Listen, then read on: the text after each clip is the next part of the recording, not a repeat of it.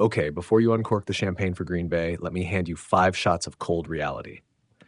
They got Micah Parsons, a seismic, headline-making acquisition.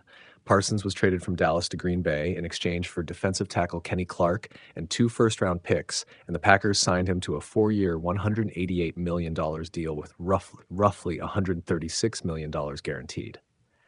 NFL.com won. Cap hell isn't a metaphor. It's a real spreadsheet problem. Paying Parsons north of $45 million a year instantly reshapes Green Bay's financial map.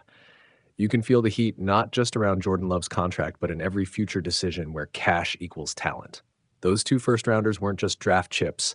They were years of cheap, controllable players the Packers just surrendered. The math: you buy a star now, and you force a choice later between keeping depth or letting good players walk. That squeeze usually shows up as hard calls in free agency and ugly roster purges a season or 2 down the line. 2. You just traded the antiseptic for the aspirin. Kenny Clark mattered.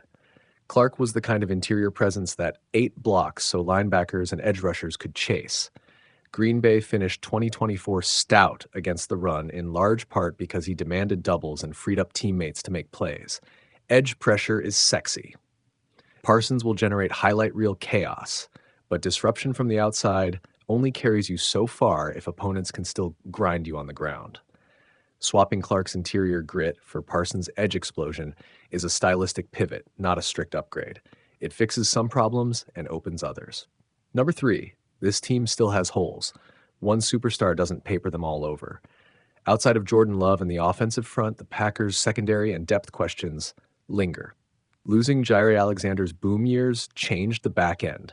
The unit still looks like it can be carved up by competent deep attacks if pressure doesn't consistently finish plays.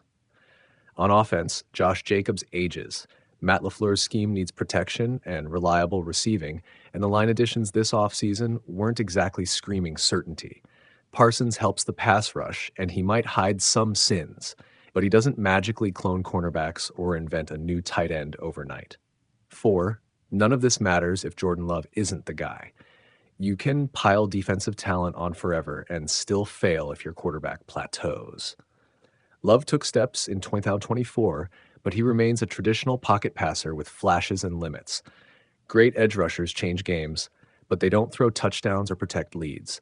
If Love doesn't rise into the top tier, the Parsons window becomes a one-season carnival instead of the fulcrum of a sustained title push. History is littered with teams that added a superstar defender and still fizzled because the QB position didn't answer the call. 5. They weren't one pass rusher away anyway. Green Bay's 2024 record and playoff appearance looked promising on paper, but that season had fragility baked in. Close division games, a brutal playoff loss where turnovers and miscues did more damage than a lack of edge rush. Buying Parsons amplifies upside. Sure, oddsmakers will love that headline, but a championship run requires more than one seismic move. The Eagles, Chiefs, and other contenders have depth, elite QB play, and continuity. Green Bay just bought a louder engine. They didn't add the whole transmission. So what's the real wrinkle in all this? 2 things: timing and expectation. You've just spent heavy draft currency and cap space to accelerate a timeline. That's an admission. You think your window is now. But accelerating timelines makes mistakes costlier. If injuries happen, if Love regresses, if the team can't replace interior run defense and back-end playmaking, that $188 million becomes a glaring headline 3 seasons from now, not a trophy shelf. Now the human part, because every blockbuster trade is part spreadsheet and part story. Parsons said this summer the last 4 months were probably the hardest 4 months of his life, and he vowed to prove Green Bay right. NBC5 Dallas-Fort Worth. He's hungry, and hunger changes rooms. Bringing in a disruptive force like Parsons can electrify a locker room, flip recruiting vibes in free agency, and scare opponents on the schedule.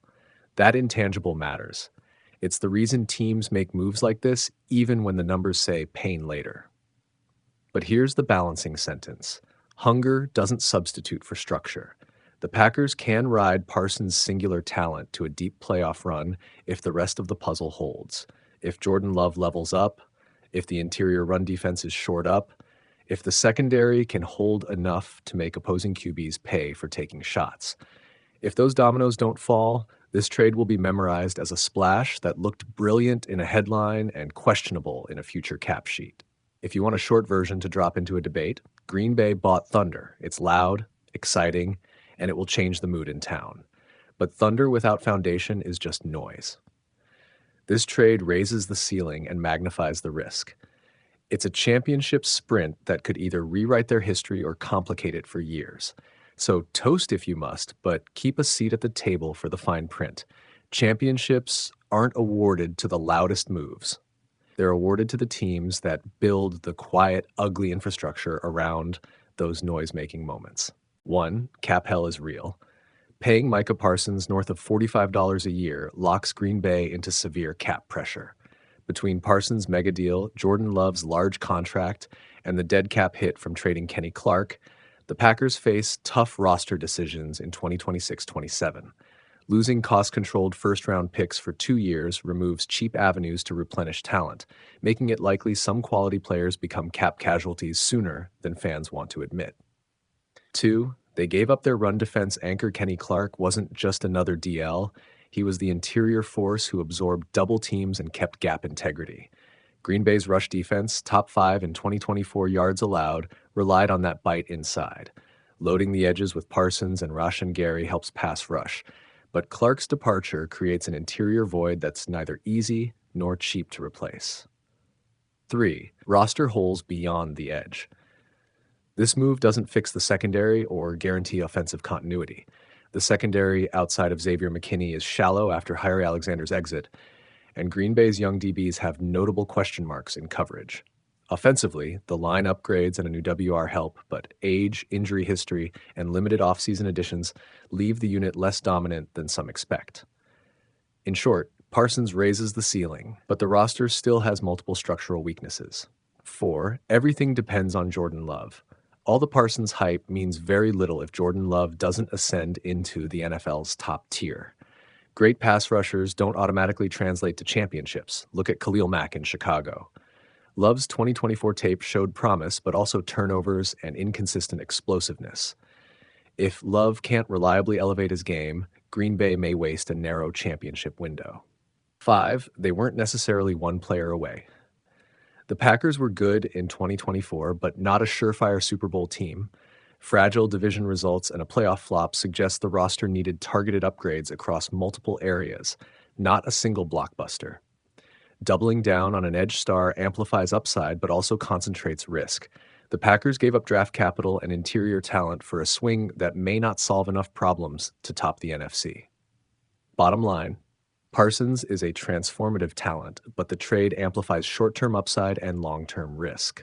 Cap strain, an interior defensive hole, secondary questions, heavy reliance on Jordan Love, and remaining roster gaps mean Green Bay's path to a title is far from guaranteed.